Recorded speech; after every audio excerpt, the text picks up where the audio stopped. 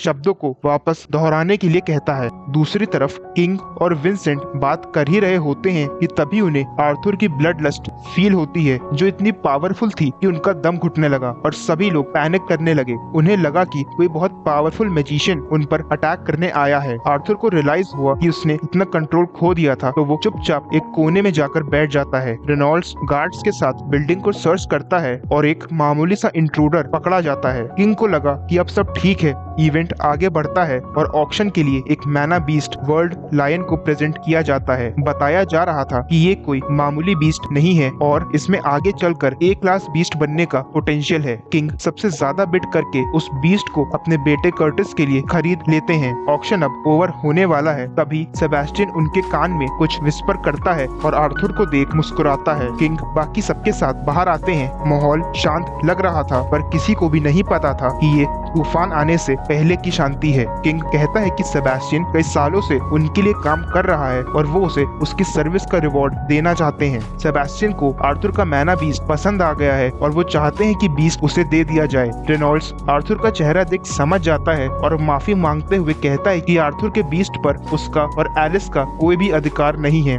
King Arthur को देखते हैं, जो उनसे नजरें मिलाने से नहीं कतराता। वो उसे सिल्वी के बदले रॉयल स्वॉर्ड देने का ऑफर देते हैं, पर आर्थर पोलाइटली रिफ्यूज कर देता है। किंग एक और ऑफर देते हैं कि सिल्वी के बदले उसे कर्टिस का बीस्ट दे दिया जाएगा, जो ऑक्शन में खरीदा गया है, पर आर्थर उन्हें दोबारा मना कर देता है। किंग का पेशेंस खत्म हो रहा था और वो एक और बार आर्थर से सिल्वी को देने के लिए कहते हैं। आर्थर थक चुका था और फाइनली किंग से पूछता है कि वो अपने बच्चों को कितने में बेचना चाहेंगे। आर्थर कहता है कि शायद किंग नहीं जानता कि वो किस चीज की मांग कर रहा है, तो उसका ये क्वेश्चन शायद उसकी ये समझने में मदद करेगा। ये सुन वहाँ पे सभी लोगों के रोंगटे खड़े हो जाते हैं। एक नाइट आर्थर पर अटैक करने आता है, पर आर्थर उसे इजीली डॉज कर एक ही पंच से उसका काम तमाम कर देता है। सेबेस्टियन उस पर अपनी मैजिक स्पेल से अटैक करता है, पर तभी वहाँ टाइम फ्रीज हो जाता है। अब जो भी होता उसे केवल सेबेस्टियन और आर्थर ही देख और सुन पाते। सेबेस्टियन अपना मैजिक भी यूज नहीं कर पा रहा था। हम देखते हैं कि आर्थर अपनी बीस्ट विल को एक्टिवेट कर चुका है। इस स्टेट में वो सेबेस्टियन, जो कि रॉयल फैमिली का मैजिशियन है, उससे भी ज्यादा पावरफुल बन चुका है। वो एक अटैक करता है जो इतना फास्ट था कि सेबेस्टियन को रियलाइज भी नहीं हुआ कि कब उसका पैर टूट चुका था। सेबेस्टियन को समझ नहीं आ रहा था कि वो सब वहाँ खड़े क्यों हैं और उसे क्यों नहीं सुन पा रहे हैं। वो आर्थर से कहता है कि वो किंग के पर्सनल मैजिशियन के साथ ऐसा नहीं कर सकता, जिस पर आर्थर उसे उसकी औकात याद दिलाता है कि वो बस एक मामूली से किंग का पर्सनल मैजिशियन ही है। आर्थर की स्पेल ओवर हुई और वो ऐसा शो करता है जैसे गार्ड के अटैक की वजह से वो गिर गया हो, पर ड्रैगन विल को यूज करने की वजह से वो सच में बेहोश हो गया था। रॉयल मैजिशियन की हालत देख वहाँ सभी लोग डर जाते हैं। किसी को भी समझ नहीं आ रहा था कि आखिर वहाँ हुआ क्या, पर एक चीज जो हम समझ पाते हैं वो ये कि कैसे एक इंसान का लालच उसके साथ उससे जुड़े लोगों की जिंदगी भी दुखों से भर देता है। और हम तूफान के बाद हुई तबाही का नजारा देखते हैं। आर्थर को जब होश आया तो वो खुद को अपने रूम में पाता है। उसे याद आया कि ड्रैगन विल के एक्वायर फेस को यूज करने की वजह से उसने टाइम को फ्रीज कर दिया था। इस एबिलिटी को स्टैटिक वॉइड कहा जाता है। तभी उसकी मॉम वहां आती हैं, जो उसे होश में देख चिंता मुक्त हो जाती हैं। आर्थर 8 घंटे से बेहोश था और ये जानकर कि किंग का रिप्रेजेंटेटिव अभी उसके फादर रेनॉल्ड्स से डिस्कशन कर रहा है, वो भी वहां चला जाता है। आर्थर को देख रेनॉल्ड्स बताता है कि किंग ने रिप्रेजेंटेटिव से कुछ गोल्ड कॉइन्स भिजवाकर इससे अपना माफीनामा बताया है और उनके बीच हुई फाइट को छोटा सा इंसिडेंट बताकर रफा दफा कर दिया है। रिप्रेजेंटेटिव आर्थर को पैसे देकर माफी मांगता है और आर्थर भी विक्टिम बनकर इस मैटर को जल्दी से जल्दी सुलझाना चाहता है। रिप्रेजेंटेटिव इन्फॉर्म करता है कि जिन गार्ड्स ने आर्थर पर अटैक किया था उन्हें उनकी पोजीशन से हटा दिया गया है। आर्थर सेबेस्टियन के बारे में जानने के लिए उत्सुक था और पूछने पर रिप्रेजेंटेटिव बताता है कि उसे भी पोजीशन से हटा दिया गया है और अभी उसका ट्रीटमेंट चल रहा है। जब सेबेस्टियन होश में आया तो उसने एक ही चीज की रट लगा रखी थी कि उसका ये हाल आर्थर ने किया है, पर किंग और बाकी सबको ऐसा लगता है कि फर्स्ट नाइट और सेबेस्टियन का मैना आपस में टकरा गया, जिसकी वजह से उसका ये हाल हुआ था। सब कुछ इतनी आसानी से ठीक होते देख आर्थर ने भी चैन की सांस ली। रिप्रेजेंटेटिव के जाने के बाद वो सारे पैसे रेनॉल्ड्स ने आर्थर को दे दिए क्योंकि उसके एडवेंचरर बनने की जर्नी अब शुरू होने वाली थी। आर्थर भी इससे बहुत खुश है और वो अपने रूम में चला जाता है जहाँ उसे एक पोटली दिखती है। इस पोटली में वो सारे आइटम्स हैं जो आर्थर ने विंसेंट से मंगवाए थे। आर्थर सोच रहा है कि फाइनली अब वो अपनी आइडेंटिटी छुपाकर अपनी पावर्स का पूरा यूज कर पाएगा। अगले दिन एक कैफे में आर्थर की फैमिली और ट्विन हॉर्न्स ब्रेकफास्ट कर रहे होते हैं। तभी रेनॉल्ड्स पूछता है कि उनमें से कौन आर्थर के साथ उसके मिशंस पर जाना चाहेगा। डर्डन आर्थर के साथ जाने को तैयार हो जाता है, पर जैस्मिन इंटरफेयर करती है क्योंकि वो आर्थर के साथ जाना चाहती थी। सबकी रजामंदी से जैस्मिन का आर्थर के साथ जाना तय हो जाता है। शाम को घर वापस आने पर आर्थर ऑक्शन हाउस जाना चाहता है क्योंकि अभी भी उसके पास स्वॉर्ड नहीं है। लास्ट टाइम वो स्वॉर्ड नहीं ले पाया था और इसीलिए वो रेनॉल्ड्स के साथ ऑक्शन हाउस चला जाता है। विंसेंट फैमिली उसे स्वस्थ देख बहुत खुश है। विंसेंट उसे ऑक्शन हाउस के शानदार वेपन रूम में ले जाता है जहां हर तरह के वेपन्स उपलब्ध हैं। ये सब देख आर्थर की आंखें चौंधिया जाती हैं और वो अलग अलग तरह की स्वॉर्ड्स को ट्राई करने लगता है। इतने सारे वेपन्स होने के बावजूद उसे कोई भी स्वॉर्ड पसंद नहीं आ रही थी। पर एक मिनट, सिल्वी कहाँ जा रही है? आर्थर स्वॉर्ड छोड़ कोई और वेपन लेने की सोच रहा था कि तभी सिल्वी को कुछ मिला।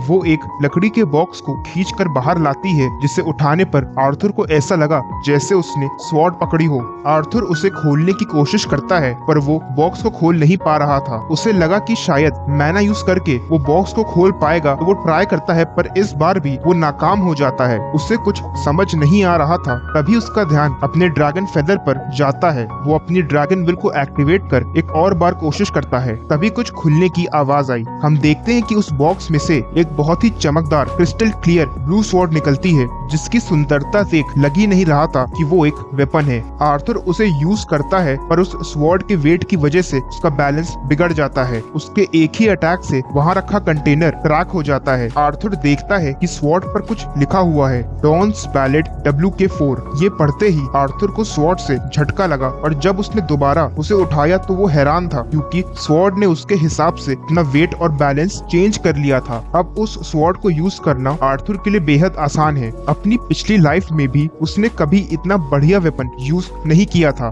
जो उसके हिसाब से खुद को एडजस्ट कर सकता था। बहुत ही रेयर केसेस में ऐसे वेपन्स बनते हैं जिनमें अपने मास्टर से कनेक्ट करने की एबिलिटी होती है। आर्थर ने पहली बार ऐसा वेपन देखा था और वो यही सोच रहा था कि आखिर WK4 है कौन। तभी रेनॉल्ड्स उसे लेने आ जाता है। आर्थर उन्हें ये स्वॉर्ड नहीं दिखाना चाहता था तो उन्हें धोखा देने के लिए एक सिंपल सी स्वॉर्ड उठा लेता है। रेनॉल्ड्स की नजर आर्थर की स्टिक पर पड़ती है जिसे वो एक प्रैक्टिस टूल बताता है। विंसेंट के पूछने पर उसका मैनेजर बताता है कि इस स्टिक को एक पागल बूढ़े आदमी ने उनके मर्चेंट को दिया था और देते समय वो यही बड़बड़ा रहा था कि कोई भी इसे यूज करने के काबिल नहीं है। पर आर्थर के प्यार से मांगने पर वो उसे स्टिक दे देता है। आगे हम देखते हैं कि आर्थर का बर्थडे आ गया है और वो 9 साल का हो चुका है। आर्थर को कई स्पेशल गिफ्ट्स भी मिले हैं। उसके पेरेंट्स ने उसे हीलिंग ग्लव्स दिए हैं जिसमें 3 जेम्स हैं जो उसे 3 बार हील कर सकते हैं। विंसेंट आर्थर को 2 रिंग्स देता है। एक रिंग आर्थर के लिए है और एक उसकी मॉम के लिए। इस रिंग को पहनने के बाद जब भी आर्थर का मैना डेंजर लेवल तक ड्रॉप करेगा तो इसकी खबर उसकी मॉम को हो जाएगी। पर ये रिंग आर्थर के लिए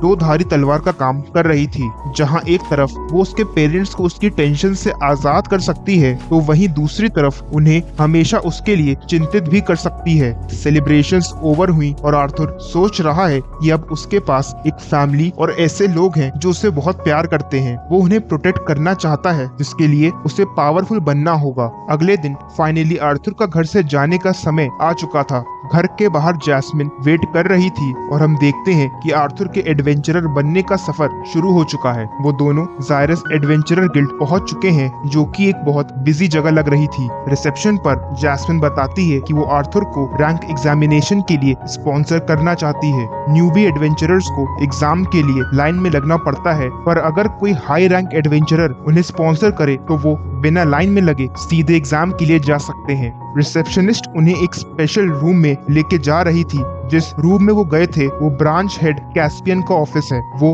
जैस्मिन को अच्छी तरह जानता है। कैस्पियन उससे उसकी फैमिली और फादर के बारे में पूछता है, जिससे जैस्मिन अनकंफर्टेबल हो जाती है। कैस्पियन आर्थर से उसका नाम पूछ लेता है। आर्थर अपना रियल नेम रिवील नहीं करना चाहता था, और क्योंकि उसके मास्क पर म्यूजिक जैसा डिजाइन है तो वो अपना नाम नोट बताता है। हाथ मिलाते ही दोनों को एक दूसरे की पावर्स का अंदाजा हो जाता है। रिसेप्शनिस्ट उन्हें एग्जामिनेशन हॉल का रास्ता दिखाती है और हम एक मैग्निफिसेंट एग्जामिनेशन हॉल देखते हैं जहां एडवेंचरर्स का एग्जाम चल रहा है। एक एडवेंचरर अच्छा परफॉर्म नहीं करता तो उसे डी क्लास रैंक दी जाती है। एक दूसरी एडवेंचरर एग्जाम के लिए आते वक्त सीढ़ियों से गिर जाती है। ये देख एक एरोगेंट लड़का कहता है, इसका बैलेंस देखकर ही इसे ई क्लास रैंक दे देनी चाहिए। अगले एडवेंचरर एलिजा नाइट का नाम बुलाया जाता है, पर सब हैरान हो जाते हैं क्योंकि उसे बिना एग्जाम दिए ही सीधे बी क्लास एडवेंचरर घोषित कर दिया जाता है। इसके बाद उसी एरोगेंट लड़के की बारी है। उसका नाम लूकस है। वो कहता है कि उसे भी एग्जाम स्किप कर सीधे ए रैंक दे देनी चाहिए। लूकस 11 साल का लाइट ऑरेंज स्टेज कॉन्जुरर है जो फायर एलिमेंट का महारथी है। उसके स्टैट्स आर्थर को भी काफी इम्प्रेसिव लगे, पर उसका बिहेवियर देख एग्जामिनर को गुस्सा आ रहा था। लूकस का एग्जाम शुरू होता है और वो अपनी पावर से एक प्रोटेक्टर बना लेता है, जिससे वो एग्जामिनर पर अटैक करता है, पर आखिर में एग्जामिनर ने उसे बहुत आसानी से हरा दिया। एग्जाम ओवर होने के बाद भी उसने एग्जामिनर पर पीछे से अटैक किया। तभी दूसरे एग्जामिनर ने इंटरफेयर कर उसका अटैक रोक दिया। लूकस अपने एग्जामिनर से बहस करने लगा क्योंकि उसे बी रैंक दी गई थी। वो गुस्से से पागल हो रहा था और उन्हें अपने पापा का रौब दिखाने लगता है।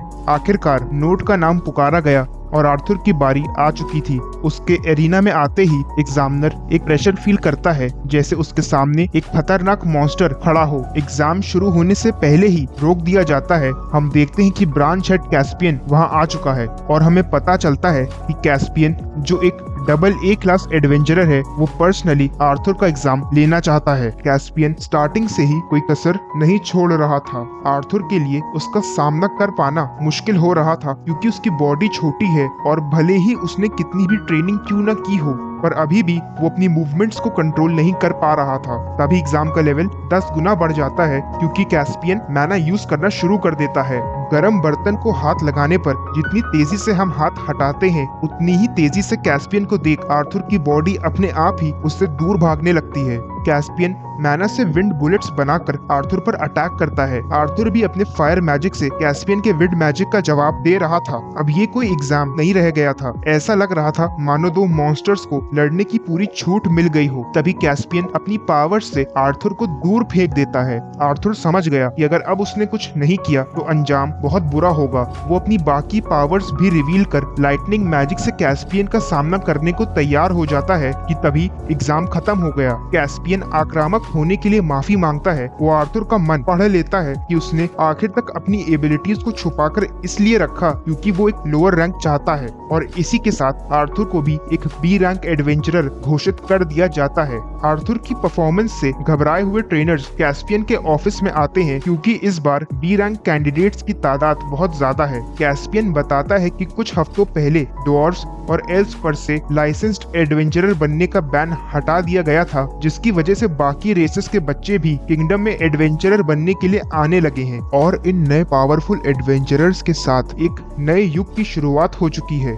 दूसरी तरफ हम टेसिया को देखते हैं। ग्रैंडपा विरियन उसे एक खुशखबरी देने आते हैं कि फ्यूचर में वो आर्थर के साथ सेम स्कूल अटेंड कर पाएगी। विरियन और जायरस एकेडमी की डायरेक्टर सिंथिया काफी अच्छे दोस्त हैं, और हमें पता चलता है कि जब तक आर्थर एडवेंचरर बन एकेडमी जाएगा तब तक टेसिया उसकी सीनियर होगी। आगे हम देखते हैं कि आर्थर को फाइनली एडवेंचरर लाइसेंस मिल चुका है। आर्थर और जैस्मिन पैकिंग कर एक नई जर्नी पर जाने को तैयार है। वो एक पोर्टल के सामने है जिसे क्रॉस कर वो बीस्ट फॉरेस्ट में आ जाते हैं। ये फॉरेस्ट नेचुरल मैना से भरा हुआ है। यहाँ कई तरह के बीस्ट हैं जिन्हें देख सिल्वी को भूख लग जाती है। वो सिल्वी को स्ट्रॉन्ग बनाना चाहता है और इसीलिए उसे फ्री छोड़ देता है। यहाँ से आर्थर और सिल्वी अपने अपने रास्ते पर निकल जाते हैं। आगे हम देखते हैं कि आर्थर और जैस्मिन कैंपिंग कर रहे हैं, जहाँ आर्थर जैस्मिन से पूछता है कि उसने एडवेंचरर का प्रोफेशन क्यों चूज किया। ये सुन जैस्मिन थोड़ा उदास हो जाती है और बताती है कि वो अपनी फैमिली से दूर जाना चाहती थी। फ्लेम्स वर्थ अर्थ हाउस अपने फायर मैजिशियंस के लिए फेमस है। उसकी फैमिली में कई फायर मैजिशियंस जन्मे हैं, इसीलिए उसकी फैमिली की बहुत इज्जत है। जब जैस्मिन का जन्म हुआ तो उससे भी फायर मैजिशियन बनने की एक्सपेक्टेशंस थी, पर क्योंकि उसके पास विंड मैजिक की पावर्स हैं तो उसकी फैमिली में उसे नकारा समझा जाने लगा। अगले दिन जैस्मिन आर्थर से कॉम्बैट प्रैक्टिस करने को कहती है, क्योंकि उसे ऐसा फील हो रहा था जैसे आर्थर अपने अटैक्स को सोच तो लेता है पर उन्हें एग्जीक्यूट करने में उसकी बॉडी उसका साथ नहीं देती। जैस्मिन उसे बिना मैना यूज किए केवल फिजिकल अटैक्स करने को कहती है। हैरानी की बात यह है कि वो आर्थर से उसकी दूसरी स्वॉर्ड यूज करने को कहती है। फाइट शुरू हुई और जिस बात का डर था वही हुआ। आर्थर फिजिकल फाइट में कमजोर हो गया था। वो जब से इस वर्ल्ड में आया है तब से उसने केवल मैजिक पावर्स पर फोकस किया है, जिसकी वजह से वो जैस्मिन से हार गया। आर्थर कहता है कि अपनी स्वॉर्ड को मास्टर करने के लिए उसे बस 2 साल का वक्त और चाहिए। 2 साल बाद एक कैफे में हम कुछ लोगों को बात करते देख रहे हैं। एक अफवाह आग की तरह चारों तरफ फैल चुकी है कि जैस्मिन फ्लेम्सवर्थ के साथ एक मास्क पहना हुआ तलवारबाज ट्रैवल कर रहा है। लोग उस तलवारबाज को जैस्मिन का डिसाइपल बता रहे हैं। उसे मैजिक यूज करना नहीं आता, पर अपने स्वॉर्ड स्किल्स से ही उसने अकेले एक पूरे डंजन को क्लियर कर दिया था। पर ये अफवाहें कुछ लोगों के लिए हकीकत है तो कुछ के लिए फसाना। तभी कैफे का दरवाजा खुलता है और हम 2 साल बाद आर्थर को देखते हैं।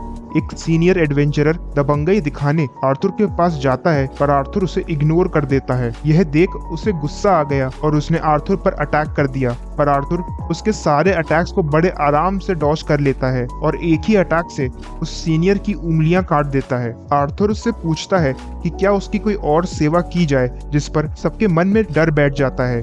बाहर आने पर वो जैस्मिन से कहता है कि सब ठीक है और वो दोनों अपनी जर्नी कंटिन्यू करते हैं। आर्थर काफी टाइम से घर नहीं जा पाया है और इसी बीच लिलिया की अवेकनिंग हो चुकी है और वो जल्द ही ज़ायरस एकेडमी ज्वाइन कर लेगी, जहां वो आर्थर की सीनियर होगी। आर्थर लाइट ऑरेंज स्टेज को क्रॉस कर चुका है और ये उसकी लास्ट डंजन ट्रिप होगी। वो दोनों डंजन पहुंच चुके हैं जहां उन्हें कुछ जाने पहचाने चेहरे दिखते हैं। इस डंजन ट्रिप में उनके साथ एलाइजा और लूकस भी होंगे, जो आर्थर की तरह ही A क्लास एडवेंचरर बन चुके हैं। उनकी टीम का लीडर भी जैस्मिन की तरह डबल A क्लास एडवेंचरर है। टीम तैयार है और सभी डंजन में एंटर करते हैं। वो लोग डंजन के फर्स्ट लेवल पे हैं, पर हैरानी की बात यह है कि वहाँ कोई भी मॉन्स्टर नहीं है। तभी उनका ध्यान ऊपर जाता है जहाँ पर बहुत से बैट मॉन्स्टर्स हैं जो उन पर अटैक कर देते हैं। वो लोग उनसे फाइट कर रहे होते हैं, पर लीडर उन्हें अपना मैना और स्टैमिना बचाने को कहता है, क्योंकि इन मॉन्स्टर्स को मारने का कोई भी फायदा नहीं था, क्योंकि ये मॉन्स्टर्स असल में ज़ॉम्बीज हैं जो मरने के बाद भी अटैक कर सकते हैं। वो लोग आगे बढ़ते हैं और डंजन के 2nd फ्लोर पर पहुंच जाते हैं। लीडर उन्हें वार्न करता है कि जैसे जैसे वो आगे बढ़ते जाएंगे वैसे वैसे डंजन और भी ज्यादा खतरनाक होता जाएगा। टीम डंजन एक्सप्लोर कर ही रही थी कि तभी एक मेंबर पर अटैक हुआ, जिससे आर्थर उसे बचा लेता है। सबको लगा कि ये कोई ट्रैप होगा, पर असल में ये एक मैना बीस्ट का अटैक था। और तभी जमीन में से एक मॉन्स्टर निकलता है, जिससे बचने के लिए टीम बैरियर बना लेती है। उन्हें लगा कि वो मॉन्स्टर उन पर अटैक करेगा, पर वो वापस जमीन के नीचे चला जाता है। यह देख उनमें से एक एडवेंचरर ओवर कॉन्फिडेंट हो जाता है और लड़की के सामने शो ऑफ करने के लिए आगे बढ़ने लगता है। तभी जमीन में कुछ हलचल हुई, वहाँ एक हीट एक्सप्लोजन होता है जिसमें वो एडवेंचरर समा जाता है। एक्सप्लोजन खत्म होते ही सबके मुंह पर मातम और डर छा गया था, क्योंकि उनका एक साथी स्केलेटन में तब्दील हो चुका था। कि तभी वो जगह हिलने लगी। सभी लोग खुद को बचाने की कोशिश करते हैं, पर लूकस अपना बैलेंस खो देता है। आर्थर मैजिक से उसे एक्सप्लोजन से बचा लेता है। एक्सप्लोजन खत्म हुआ और हम देखते हैं कि एक टीम मेंबर को लीडर ने बचा लिया था, पर इसमें वो अपना हाथ खो चुका था। लीडर की वार्निंग सच होती नजर आ रही है और डंजन वाकई में खतरनाक होता जा रहा था। टीम लीडर को अर्जेंट ट्रीटमेंट देकर किसी तरह उसकी ब्लीडिंग रोकी जाती है। उसका ये हाल होने पर भी लूकस अपनी नाकामयाबी का गुस्सा उस पर निकाल रहा था। लीडर और उसमें बहस हो जाती है और आर्थर को इंटरफेयर करना पड़ता है। आर्थर कहता है सच तो ये है कि इस समय लूकस उनकी टीम पर बस एक बोझ है। लीडर आर्थर से कहता है कि ये शायद उसकी लाइफ का आखिरी मिशन हो, तो इसलिए वो इस मिशन को पूरा करना चाहता है और इसे कहते हैं विनाशकाले विपरीत बुद्धि। लीडर आर्थर को टीम की कमांड सौंपता है, क्योंकि उन सब में वो सबसे ज्यादा शांत है। सभी लोग इससे राजी हैं और वो डंजन में आगे बढ़ने लगते हैं। थोड़ी दूर चलते ही वो देखते हैं कि उनका रास्ता एक दीवार से ब्लॉक्ड है। इस डंजन में अजीब अजीब घटनाएं हो रही थी। जो मॉन्स्टर्स पहले कभी यहाँ थे ही नहीं, ये डंजन उनका घर बन चुका है। जो रास्ते पहले खुले थे वो भी अब ब्लॉक्ड हो चुके हैं। उनमें से एक अपनी पूरी पावर से उस दीवार को तोड़ने का प्रयास करता है, पर उस दीवार पर एक क्रैक भी नहीं आता। उसके साथ जैस्मिन भी कोशिश करती है और उनके कंबाइंड अटैक से एक बहुत बड़ा एक्सप्लोजन होता है, जिसके साथ ही वो दीवार भी टूट जाती है। पर दीवार के उस पार उन्होंने जो देखा उसका विश्वास करना मुश्किल था, क्योंकि डंजन के उस पार एक अलग ही दुनिया बसी थी। वहाँ की हरियाली और शांति देख वो लोग ब्रेक लेने की सोचते हैं, पर आर्थर मना कर देता है, क्योंकि एक अजीब सी चिंता उसे खाए जा रही थी और उसे वो जगह सेफ नहीं लग रही थी। वहाँ कोहरा छाया हुआ था और एक एडवेंचरर को उसी कोहरे में अपनी गर्लफ्रेंड दिखने लगती है, जिसे पुकारते हुए वो भागता है और कोहरे में खो जाता है। सभी समझ जाते हैं कि इस कोहरे से उन्हें हेल्यूसिनेशन हो रहा है, क्योंकि उस एडवेंचरर की गर्लफ्रेंड की कई साल पहले ही एक डंजन में मौत हो चुकी थी। वो लोग उस कोहरे से बचने के लिए एक बैरियर बना लेते हैं। आर्थर के पूछने पर जैस्मिन बताती है कि वो विंड मैजिक से रास्ता बना सकती है, जिससे वो उस एडवेंचरर को ढूंढ पाएंगे। जैस्मिन के मैजिक यूज करते ही कोहरा छट जाता है और हम देखते हैं कि उनके सामने वाइन्स का एक जाल है, जिस पर जैस्मिन के मैजिक का कोई भी असर नहीं हुआ था। आर्थर को समझ नहीं आ रहा था कि अभी तक उन वाइन्स पर उसका ध्यान क्यों नहीं गया। लूकस फायर मैजिक से उन वाइन्स में आग लगा देता है, पर आश्चर्य की बात यह है कि उन वाइन्स पर उसके मैजिक का भी कोई असर नहीं हुआ था। प्रीवियस लीडर इतनी बड़ी चुनौती देख अपना आपा खो बैठता है, जिसकी वजह से वो वाइन्स उसे पकड़ लेती हैं, पर आर्थर वक्त रहते ही उसे बचा लेता है। वो सभी लगातार उन वाइन्स पर अटैक कर रहे थे, पर उनके अटैक्स का कोई भी रिजल्ट नहीं दिख रहा था। आर्थर पीछे घूमकर टीम को मोटिवेट करने की कोशिश करता है, पर हम देखते हैं कि वो सब डर से सहम चुके हैं। आर्थर ने जब सामने देखा तो उसकी भी जान गले में अटक गई, क्योंकि सामने एक बड़ा ही खतरनाक विशालकाय मॉन्स्टर है, जो साक्षात मृत्यु के समान प्रतीत हो रहा था। एक टीम मेंबर से हम जान पाते हैं कि ये मॉन्स्टर असल में एल्डरवुड गार्डियन है, जिसे उसने केवल किताबों में ही देखा था। ये एक एस क्लास मैना बीस्ट है, जो फूड चेन में सबसे ऊपर होते हैं। जो हंटर कोहरे में भागा था, उसे गार्डियन ने पकड़कर अधमरा कर दिया था। अपने फ्रेंड को इस हालत में देख एक मेंबर गुस्से से बेकाबू हो गया। वो अपनी पूरी पावर इकट्ठा कर अपने गुस्से की आग में गार्डियन से फाइट करने चला जाता है। जैस्मिन आर्थर से भागने के लिए कहती है, क्योंकि उसने उसकी फैमिली को उसकी सेफ्टी का प्रॉमिस किया था, पर आर्थर अपनी टीम को ऐसे छोड़ नहीं जाना चाहता था। आर्थर सबको लेकर एग्जिट की तरफ जाता है, पर तभी हम देखते हैं कि गार्डियन ने उस मेंबर को भी पकड़ लिया है। लूकस एग्जिट के पास है और ये रियलाइज करता है कि वो कभी भी ऐसा नहीं था। वो एक रॉयल फैमिली वाइक्स हाउस का वंशज है, वही वाइक्स हाउस जिसने ह्यूमन किंगडम के बैटल्स में अपना योगदान दिया है। उसे अपना धर्म याद आ गया कि उसे जिंदा रहकर अभी अपने वंश को आगे बढ़ाना है। पर ये क्या, लूकस की छड़ी का डायरेक्शन तो आर्थर की तरफ ही है। लूकस आर्थर पर एक घातक फायर अटैक करता है, जिससे वो बुरी तरह घायल हो जाता है। जैस्मिन जो आर्थर को बचाने के लिए भागी, उस पर भी लूकस ने अटैक कर दिया, जिससे वो बेहोश हो जाती है। लूकस एलाइजा को चेतावनी देते हुए कहता है कि उसके लिए खुद की सेफ्टी सर्वोपरि है और यही उसका धर्म है। लूकस कहता है कि ये उन सभी के लिए गर्व की बात है कि उनके सैक्रिफाइसेस की वजह से ही वो डंजन से जिंदा निकल पाएगा, और जब वो बाहर जाकर सबको उनके सैक्रिफाइसेस के बारे में बताएगा तो उन लोगों का नाम इतिहास में जरूर अमर हो जाएगा। लूकस वहाँ से भागने लगता है, तभी गार्डियन एलाइजा पर अटैक कर देता है, जिससे वो धराशाही हो जाता है। गार्डियन उस पर एक फाइनल अटैक करता है कि तभी उसके अटैक को कोई फायर मैजिक से ब्लॉक कर देता है। हम देखते हैं कि प्रीवियस लीडर ने अभी तक हार नहीं मानी थी और वो अकेले ही गार्डियन से फाइट करने लगता है। वो अपनी पूरी पावर से अटैक करता है, जिससे गार्डियन की आधे से ज्यादा वाइन्स जल जाती हैं। उसे लगा कि वो जीत सकता है, पर उसकी ये खुशी ज्यादा देर नहीं टिकती। गार्डियन खुद को हील कर प्रीवियस लीडर को ऐसे देखता है कि मानो वो उसकी कमजोरी का मजाक बना रहा हो। अब लीडर की भी हिम्मत जवाब दे चुकी थी और वो इस मौत के समुंदर में डूबना स्वीकार कर लेता है। दूसरी तरफ आर्थर को भी होश आ चुका था। आर्थर बुरी हालत में है, पर उसके हालात ज्यादा गंभीर हैं। वो सोचता है कि अब उसके पास कोई और चारा नहीं बचा है और उसे नहीं पता कि अब जो भी वो करने वाला है उसके बाद वो जिंदा बच भी पाएगा या नहीं। आगे हम देखते हैं कि उसकी बॉडी पर अजीब से निशान आने लगे हैं। उसकी आंखें ग्लो कर रही हैं और उसके बालों का रंग भी चेंज होने लगा है। आर्थर फाइनली ड्रैगन विल के सेकेंड फेज को एक्टिवेट कर चुका था। वो गार्डियन को बैटल के लिए ललकारता है और हम पहली बार गार्डियन की आंखों में डर देख सकते थे।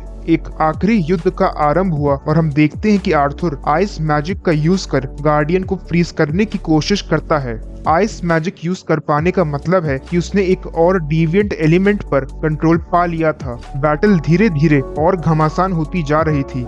एस क्लास बीस्ट को हराना इतना आसान भी नहीं था, पर आर्थर के पास टाइम कम था तो वो अपने पूरे मैना का यूज कर उस गार्डियन को फ्रीज कर देता है। वो फायर, आइस और लाइटनिंग मैजिक को कंबाइन कर ब्लैक लाइटनिंग क्रिएट करता है, जिससे वो गार्डियन की फ्रोजन बॉडी पर अटैक करता है। इस अटैक से गार्डियन की बॉडी टुकड़ों में बिखर जाती है। आखिरकार मौत का तांडव खत्म होता है, पर अपना सारा मैना यूज करने की वजह से आर्थर वहीं बेहोश हो जाता है। जायरस सिटी में आर्थर की खुशहाल फैमिली पर भी चिंता और डर के बादल मंडराने लगे जब एलिस की रिंग आर्थर के लो मैना की तरफ इशारा करने लगती है। आगे हम देखते हैं कि आर्थर दर्द से तड़प रहा है। वो एलाइजा से उसके ग्लव्स का एक क्रिस्टल तोड़ने के लिए कहता है, जिसे तोड़ते ही उसकी बॉडी हील होने लगती है। एक और क्रिस्टल से जैस्मिन को भी हील किया जाता है।